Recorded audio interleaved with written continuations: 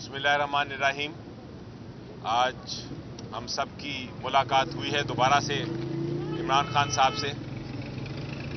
सबसे पहले तो उनको अफसोस ये था कि बहुत सारे जो हमारे लीडर्स थे पीटीआई के, वो सुबह आए, अदालत का उनके पास हुक्म भी था, लेकिन अदालत के हुक्म के बावजूद उनको अंदर जाके मुशावरत करने का मौका नहीं दिया गया।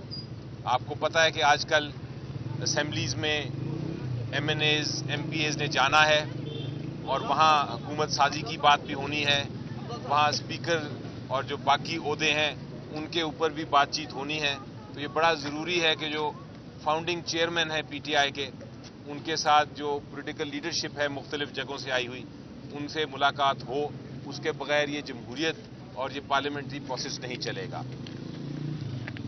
एक बहुत ही अहम एक इंफॉर्मेशन आपको देना चाहता हूं। जो इमरान खान साहब ने कहा है, उनकी तरफ से आज एक खत जारी होगा और वो खत जो है वो IMF को जारी किया जाएगा।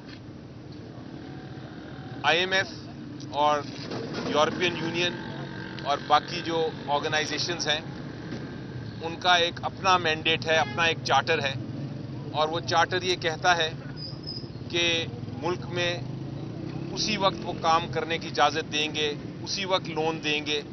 उसकी कंडीशन ये है कि मुल्क में गुड गवर्नेंस हो, और गुड गवर्नेंस तब भी होती है, गुड गवर्नेंस की जो शिक है वो ये है, सबसे अहम शिक, कि मुल्क में जमहूरियत हो। जिस मुल्क में जमहूरियत नहीं है, वहाँ जो बैनुल अक़वामी जो इस तरह के इदारे हैं वो काम करना नापसंद करते हैं, ना उनको काम करना चाहिए। और जमहूरियत का सबसे बड़ा सतून फ्री एंड फेयर इलेक्शन है। लेकिन पूरी दुनिया ने देखा, पूरी दुनिया ने विटनेस किया कि जो लोगों का मैंडेट था, जो लोगों का वोट था, वो रात के अंधेरे में चोरी हुआ।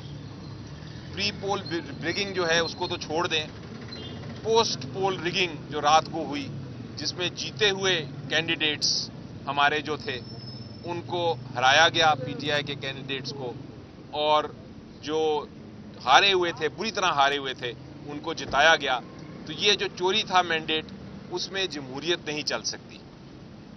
और अगर इलेक्शंस फ्री एंड फेयर नहीं हुए तो किसी भी अदारा जो है वो अगर अवाम के हक को जहां देखता है कि वाकई चोरी हुई है, वहां वो लोन उस मुल्क को नहीं दे सकता, क्योंकि वो लोन जो है, जो कर्जा देगा, वो अवाम पे और उसका बोझ होगा।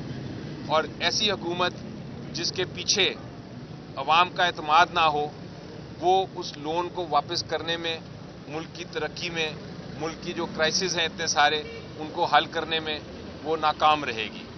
इसलिए हमारा जो खत जाएगा इमरान खान साहब की तरफ से IMF को, उसमें हम वाज़े तौर पे ये कहेंगे कि अगर IMF ने कोई बातचीत करनी है तो पहले वो ये कंडीशन ये वाज़े कर दे कि ये जो रिगिंग हुई है जितने हलकों में, उन हलकों के ऊपर ऑडिट हो। एक ऑडिट टीम बैठे, independent Azad audit team, election commission of Pakistan नहीं, एक आज़ाद इंडिपेंडेंट ऑडिट टीम, जो कि अगर तो सुप्रीम कोर्ट ऑफ पाकिस्तान की सरबराही के तहत बनाई जाए तो बहुत अच्छा है, लेकिन उसमें जुडिशरी का ज़रूर इन्वॉल्वमेंट हो, और वो ऑडिट के बाद वो फैसला करे कि जहाँ जहाँ धांधली हुई है, वहाँ वहाँ जो कैंडिडेट जीते हैं उनका नोटिफिकेशन करे।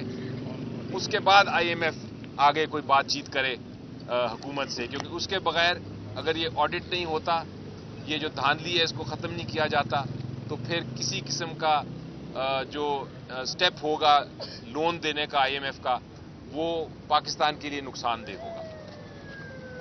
दूसरी जो बड़ी अहम बात थी वो ये थी कि इमरान खान साहब के ख़िलाफ़ जो केसेस किए गए हैं, उन्होंने आज मुझे कहा है कि मैं पैगाम दूं कौम को कि उनकी जो वाइफ हैं बुशरा खान, मिसेस बुशरा खान, उनके ख़िलाफ़ जो केसेस बनाए गए हैं और जो सज़ा दी गई है, वो सिर्फ़ और सिर्फ عمران خان صاحب کو ہیوملیٹ کرنے کے لیے دی گئی ہے.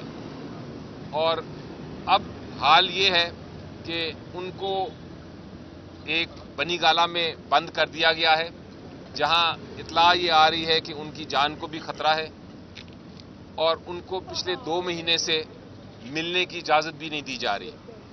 عدالت میں کیس بھی فائل کیا گیا ہے کہ ان کو شفٹ کیا جائے، اڈیالہ جیل واپس شفٹ کیا جائے، تاکہ کم از کم جو ایک ملاقات ہے ہفتے میں، جو ایک جو قانونی ملاقات ہے جو ایک ہفتے میں ہونی، ایک رولز کے مطابق ہوتی ہے میاں بیوی میں، وہ بھی نہیں ہو پا رہی تاکہ وہ ہو سکے. لیکن وہ کیس بھی ڈیلیڈ ہے.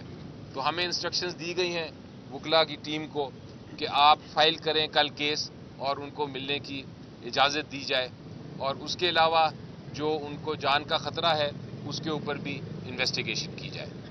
اس کے علاوہ اگر باقی باتیں میرے کولیگ بیرسٹر گوہر صاحب کرتے ہیں. نہیں، ہمیں تو ملنے آج نہیں دیا گیا. آنے کے لیے خان صاحب کے پاس آئے تھے، بٹ آج خان صاحب سے ملاقات کی اجازت نہیں ملی. جس طرح لیڈر صاحبان کو نہیں دی، تو یہ ہمیں کہا گیا کہ 6 بندوں کی اجازت تھی، جو 6 آلریڈی جا چکے ہیں، تو وہ باقی لوگ نہیں جا سکتے. اینی وے ہماری کوشش تو یہی ہے کہ یہ دوریاں ختم ہو، ہم آگے کی طرف بڑھے، لیکن ہر مرتبہ رکاوٹ کھڑی کی جائے گی تو معاملات آگے کیسے بڑھیں گے اور کس طریقے سے بہتر ہو. ہونا تو یہ چاہیے کہ عوام کے فیصلے کے آنے کے بعد سارے عدالتی فیصلے سبڈو ہو گئے. وہ ساری عدالتی فیصلے لوگوں نے دیکھے تھے کہ وہ جس تیزی کے ساتھ دیے گئے تھے، جس عجلت کے ساتھ حق ریفیوز کر کے دیے گئے تھے. اس لیے سوری دنیا نے دیکھا ہے کہ اس وقت خان صاحب کا اڈیالہ جیل میں ہونا یہ غیر آئینی اور غیر قانونی ہے. یہ فقط ہیومن رائٹس کی وائلیشن ہے کہ آپ نے خان صاحب کو پولیٹیکل بنیادوں پہ جیل میں رکھا ہوا ہے. لیکن آج کی ریفیوزل بھی اسی کی کڑی ہے. لیکن اینی وے اس کے باوجود انشاءاللہ تعالی پاکستان تحریک انصاف پارلیمنٹ کا حصہ بنے گی، پارلیمنٹ میں انشاءاللہ اپنا رول پلے کرے گی. پارلیمنٹری پالیٹکس کو آگے بڑھاتے ہوئے جو لوگ ان کے پاس مینڈیٹ نہیں ہے، جن کے پاس کوئی حق نہیں ہے، عوام نے ان کو حق حکمرانی نہیں دیا کہ وہ ان کے حکمران بنے، وہ لوگ غاصب کے طور پر اپنی کرسیوں پہ بیٹھیں گے. اور یہ لوگ غاصب کے طور پہ لوگ جانیں گے کہ ان کرسیوں پہ غاصب بن کے بیٹھے ہیں. یہ پہلی مرتبہ ہے کہ وہ لوگ ان کرسیوں پہ بیٹھیں گے جن کے پاس عوام کا مینڈیٹ نہیں ہے. یہ اپنے آپ کو دیکھنا چاہے تو کسی بھی بازار میں جائے، اتوار بازار میں جائے، کسی جمعہ پڑھنے جائیں، اور یہ اگر کوئی جنازہ پڑھنے جائیں گے، عوام ان کو وزیر اعظم کا عہدہ نہیں دیں گے، عوام ان کو انشاءاللہ تعالی چور اعظم کا خطاب دیں گے. اور انشاءاللہ عوام یہ چور اعظم کو سے حساب پھر بھی لیں گے. پی ٹی آئی پارلیمان کی بالادستی پہ یقین رکھتے ہوئے ہم انشاءاللہ تعالی پارلیمانی سیاست میں رول پلے کریں گے انشاءاللہ تعالی. جس طرح آپ نے بتایا کہ مانی پی ٹی آئی جو ہے وہ IMF کو خط لکھنے جا رہی ہے. آپ خود ماشاءاللہ بڑے عقل مند انسان ہیں، بڑا ایکسپیرینس ہے آپ کے پاس. کیا آپ نے عمران خان کو بتایا نہیں کہ اس خط کے بعد پاکستان ایک بہت بڑی مشکل میں پھنس جائے گا؟ جی نہیں، دیکھیں میرا خیال ہے میں تو ان سے ایگری کرتا ہوں اس بات پہ، اور میں اس لیے ایگری کرتا ہوں کہ جب بھی آپ نے پہلی سٹیپ لینی ہے IMF کے ساتھ یا کسی بھی انسٹیٹیوشن کے ساتھ، تو آپ کو یہ دیکھنا ہے کہ کیا اس ملک میں جمہوریت ہے کہ نہیں. یہ جو کنڈیشن ہے کہ ایک آڈٹ ہونا چاہیے اور آڈٹ کے بعد فیصلہ کیا جائے کہ کس کو کون جیتا کون ہارا اور الیکشن کا کیا رزلٹ ہے. جب تک وہ نہیں ہوگا تب تک ہماری جو ایک انلیجٹمیٹ، ایک غیر قانونی، غیر آئینی ایسی حکومت جس پہ لوگوں کا اعتماد نہ ہو، اس کے ساتھ کس طرح ڈیل کی جا سکتی ہے. تو میرا خیال ہے یہ کنڈیشن جو ہے یہ بڑی ایک اس میں دیکھیں ایک چیز یاد رکھنا، پاکستان تحریک انصاف کبھی کوئی ایسی سٹیپ نہ لی ہے نہ لے گی جس سے پاکستان کی اکانومی کو نقصان ہو. ہم تو چاہتے ہیں کہ بہتری کی طرف ہو. پہلی بھی IMF کو یہ کہا تھا کہ آپ انشور کریں free and fair and transparent election ہو. یہ اس کے تناظر میں ہے کہ ہم نے پہلے بھی کہا ہے، دوبارہ بھی کہیں گے، جہاں سے بھی انفلوئنس ہو. ہم نے یہی کہا ہے کہ یہ عوام کا مینڈیٹ ہے. پاکستان کا پروگرام کے بارے میں نہیں لکھا ہوا. ہم نے پہلے بھی وارن کیا تھا کہ اگر الیکشن فری فیئر ٹرانسپیرنٹ نہیں ہوں گے تو پاکستان کی اکانومی سفر ہوگی. یہ بات چوری کے پروسیس کو ہم تو روکنا چاہتے ہیں، یہ آگے نہ چلے.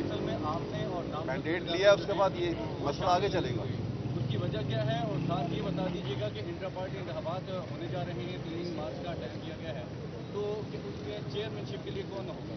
देखिए, पहली बात तो ये है कि जहां आपने कहा कि हमने नहीं जमा कर लिए थे, हम जमा करते रहे, लेकिन 2-3 नाम बीच में से रह गए थे, वो ज़रूरी नहीं थे उस पर्पस के लिए हैं, तो हमने नॉमिनेट कर दिया था और सबमिट कर रहे थे, लेकिन आखिरी वक्त में 1-2 नाम हमने रख लेते थे अपने पार्टी को पार्लियामेंट्री लेवल पे भी रिप्रेजेंट करने के लिए, कि हम इसलिए रखेंगे ताकि हम अपने पार्टी का वो तशख़्ख़ुस फिर भी कंटिन्यू करेंगे। इंशाअल्लाह ताला 3 तारीख को पाकिस्तान तहरीक इंसाफ के पार्लियामेंट्री इलेक्शन होंगे। इस मरतबा इंशाअल्लाह ताला चेयरमैनशिप के लिए हमारे कैंडिडेट अली ज़फ़र साहब होंगे इंशाअल्लाह ताला।